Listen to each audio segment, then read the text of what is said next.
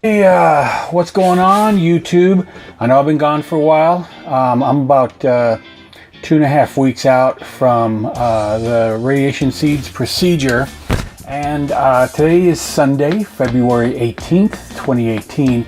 I had the radiation seeds implanted on January 24th, so I'm just about 3 weeks out.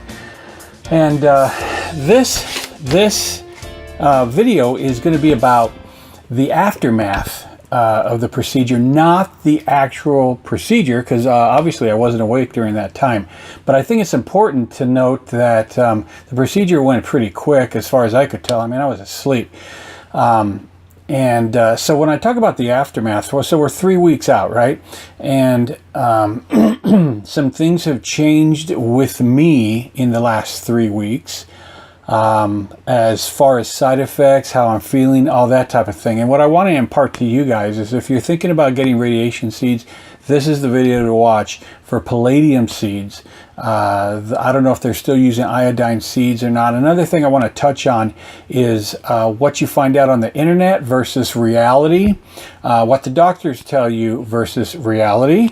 And so that's pretty much what this video will be about. So let's go ahead and get started. I'm Ken, and I have prostate cancer. I found out in September of 2017, and here we are in February. Here we are in February, and I got the seeds put in. Now, one thing about the seeds that I got, they're called palladium seeds. According to the research that I can find out and what the doctor told me, these seeds are the newer version of the seeds. They're much smaller. They have less side effects.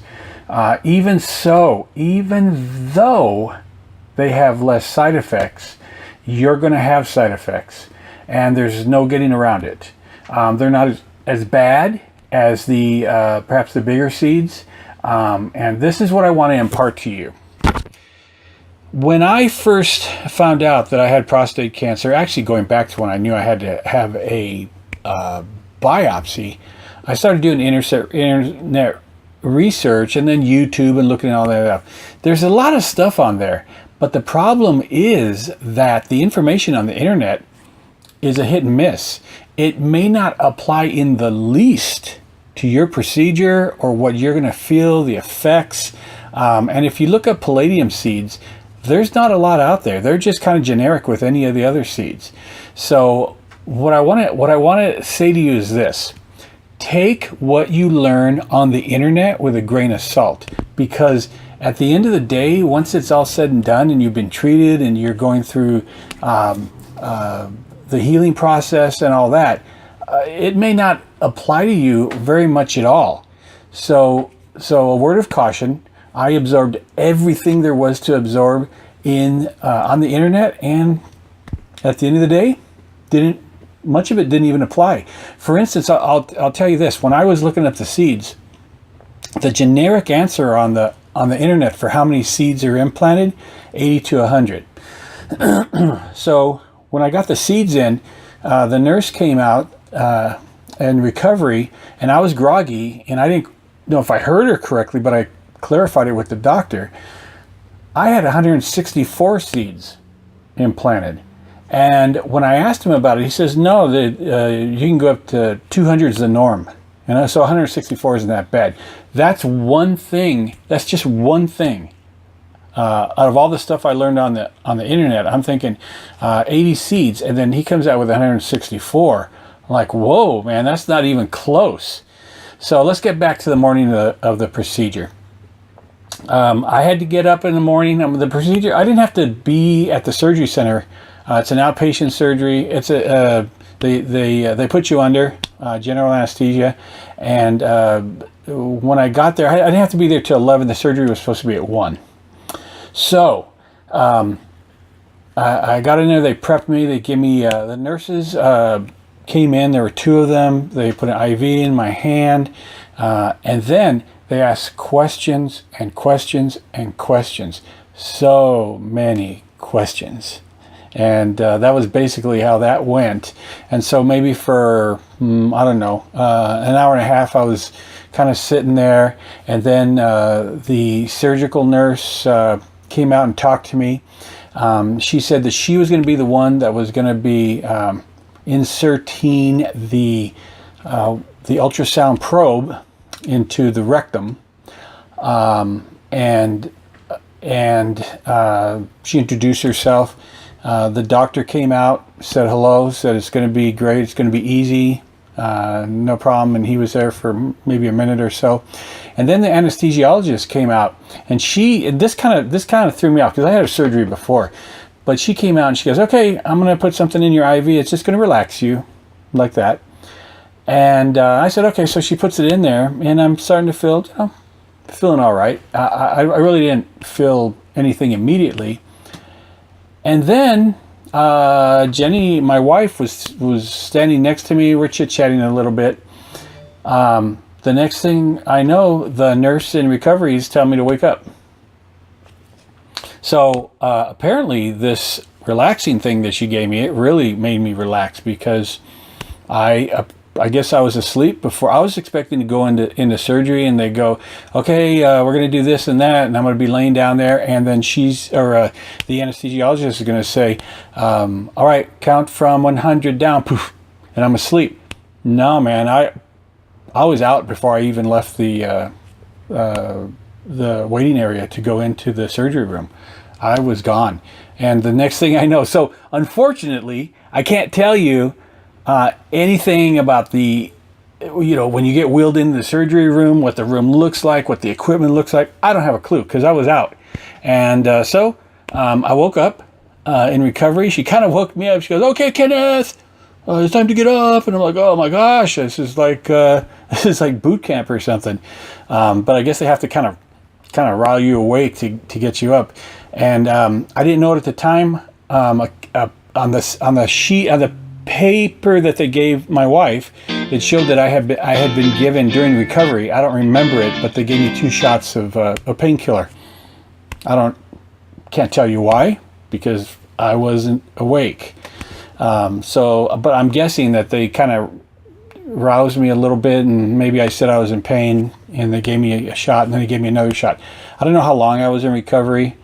I know the surgery I think it took 90 minutes. So I was in there for that. And obviously what they do is they put the ultrasound in your rectum. They use that to guide the doctor to put the seeds in. And they have these long needles, and they put the seeds in, and they just drop them as they go. And they did that 164 times. So before they let me leave the surgery place, I had to pee. That was it. Put me in a wheelchair, wheeled me out to the car, went home, and went to bed. A little groggy in the beginning. They talk about you're going to have some, your pee is going to be irritating. Like it's going to sting. And for me, not too bad. Not too bad at all. I can't complain about any irritation when I was peeing. So, but I will tell you this, that here's a big difference that I tell guys when I talk to them about this. When you get a biopsy at your doctor's office to find out, if you have cancer, they put an ultrasound probe. And like I said in another video, it feels like it's yay big. They put it in there and you feel it because you're awake right there. I think the whole procedure maybe takes 5 minutes or so. I'm guessing maybe 5 minutes in the doctor's office. This thing, the probe was up my rear for 90 minutes. There's a big difference. So when I got home after the surgery, after the procedure, I'm going to tell you that I absolutely knew there was something in my butt for 90 minutes, and it lasted to this day. There's still residual minor pain, more if I have to go to the bathroom or something like that. Sitting is taking its time to be able to sit comfortably. I'm sitting right now, but I didn't get this way overnight. It takes a few weeks before you can sit comfortably. So that's one thing to be mindful of. If you get this procedure, that probe's up there for a long time, and it causes trauma. It causes trauma to your rectum, and it takes a long time. It doesn't cause damage; it causes trauma, and your rectum has to get over that. It's just one of those things you have to heal from. But you definitely know the first. Easily 2 weeks after the procedure, you won't be sitting directly on your butt on that area because it causes pressure. Then when you go to the bathroom, when you have to poop, that's going to cause pressure in that area too, and it's going to be uncomfortable sometimes until it eases up. And almost 3 weeks out, it's eased up enough to where I can sit, not for long periods of time, but I can sit, and I can't sit directly on that area because it's just taking time to heal. Another thing to be aware of are the seeds. When you first get them, they're burning their hottest. And the palladium seeds, according to my doctor, the totality of the seeds are going to last, the radiation is probably going to last about 3 months. The symptoms should ease up after maybe about 4 weeks or so. So what are the symptoms? The symptoms are obviously the burning around the area, the urethra, the prostate, the rectum, the bladder. All those areas are affected by the heat coming off of the radiation seeds. And I'm telling you, they're burning hot. I don't feel hot or anything like that. I don't feel like I'm constantly in the depths of my belly. I don't feel like I'm burning up inside. But you can tell that there's something going on there because of the symptoms that you will get as a result of having these seeds, these radiation burning inside you. The good thing about the palladium seeds is this new technology. If it's new, I don't know if it's new. It could be 10 years old, 20 years old, who knows? But the palladium seeds are the newer technology. They're smaller, and so they don't affect so much the organs outside the prostate as much as they did with the iodine seeds, but they do affect it. So just so you know, you're not going to get off scot-free with the palladium seeds, but with the palladium seeds, but you're going to be much better off. It's not going to be as bad, but there are going to be symptoms. So here's the deal with that.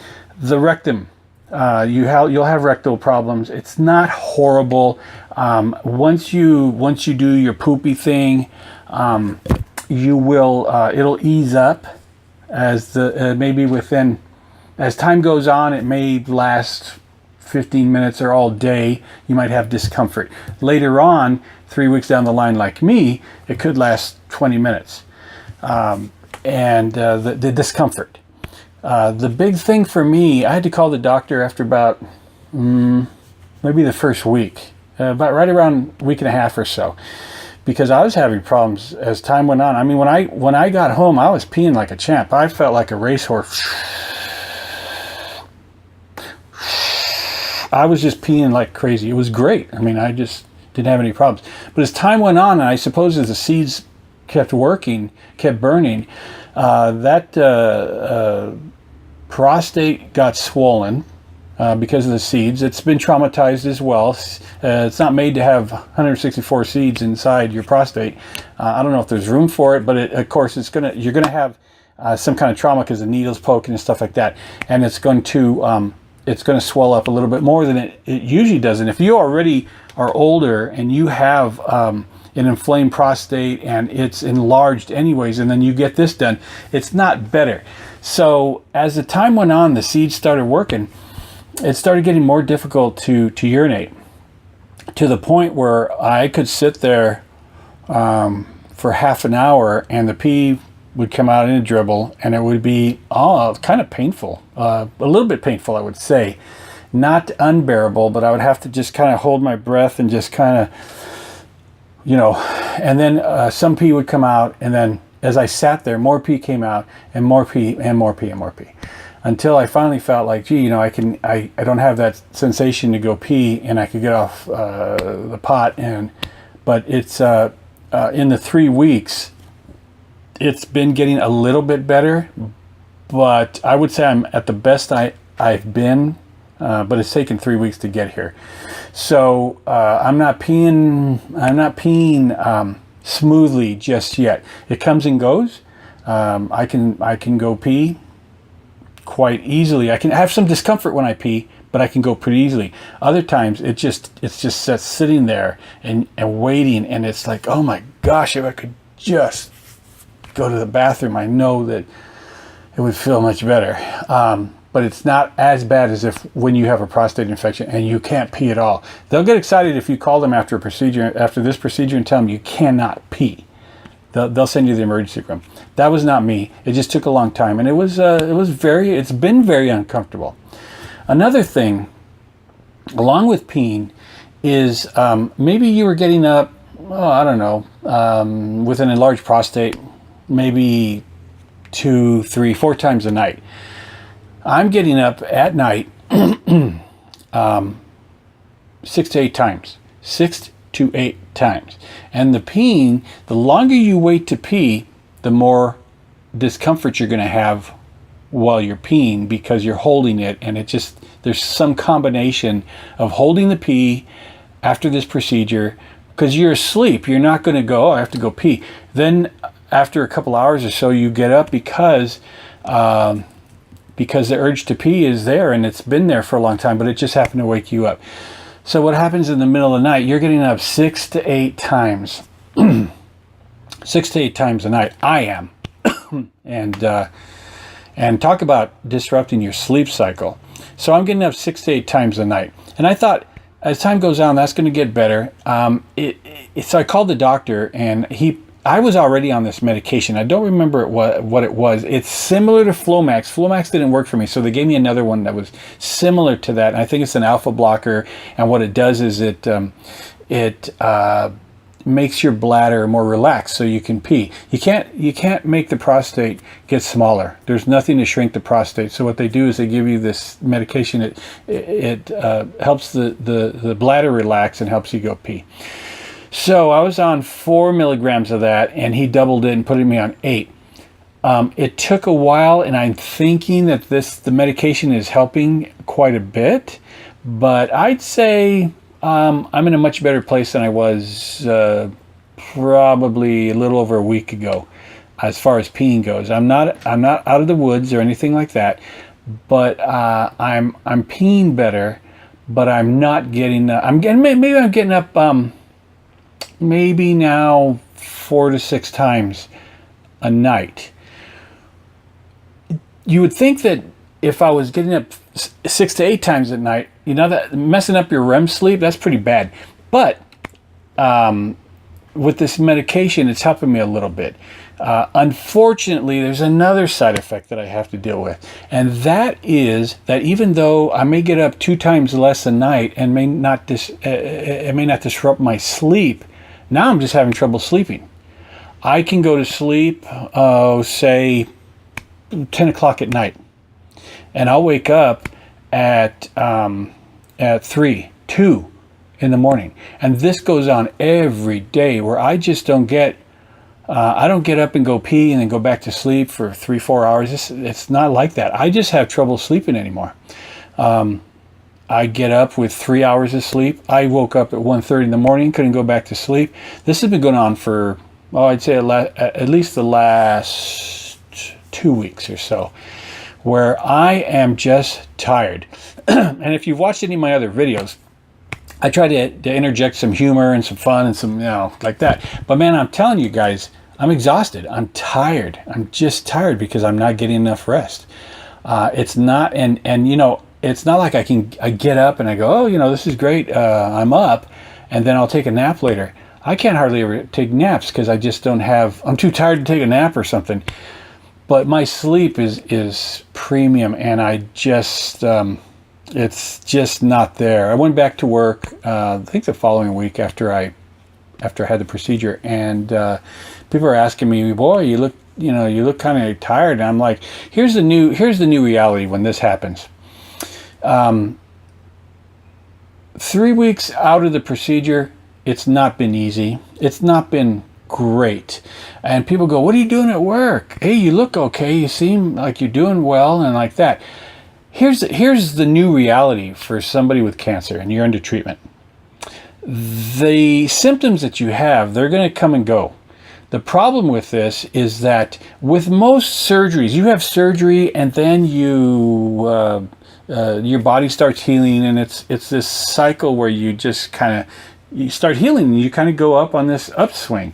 It's not like that with these radiation seeds. You can have 2 days where you just feel like crap, 1 day where you feel, kind of decent, and then 4 days where you just feel like crap. And it's up and down and up and down. And when I talk to people about how am I feeling today, this moment, I feel good. The last 3 days, I felt like crap. I've been tired. I'm sore. I don't feel good. But the key for me is to press on, to push through, because there's nothing I can do, and this is the new reality until a new reality comes in. So now that I've been able to let you know about this, that you're going to have your ups and downs. You're going to have side effects. It won't be debilitating. If you can stay home, I would say stay home. I stayed home, I think, maybe a couple days, scattered here and there, where maybe about 3 days, where I just couldn't muster up the energy, or I wasn't feeling well, and I didn't want to play life today, and I stayed home. One day I just stayed in bed all frickin' day. I just couldn't get out of bed. I was just that tired. Or that sore, or that uncomfortable, and I just had to do that. Then maybe the next day I woke up and it seemed like I was fine. But I'll say this: you have to have when you go into this surgery, just know that it's not going to be totally easy. It's not going to be horrible. You're not going to be crying in bed, but you're going to have your ups and downs. You're going to not want to play life some days, and some days you go, I feel like I need to do something. I need to get out there and things like that. And you may get out there in the last 2 hours. Hey man, I just spent everything I have and I got nothing left. That's okay. So until the next time, if you have any questions, feel free to ask, and hope this helps everybody. Talk to you soon.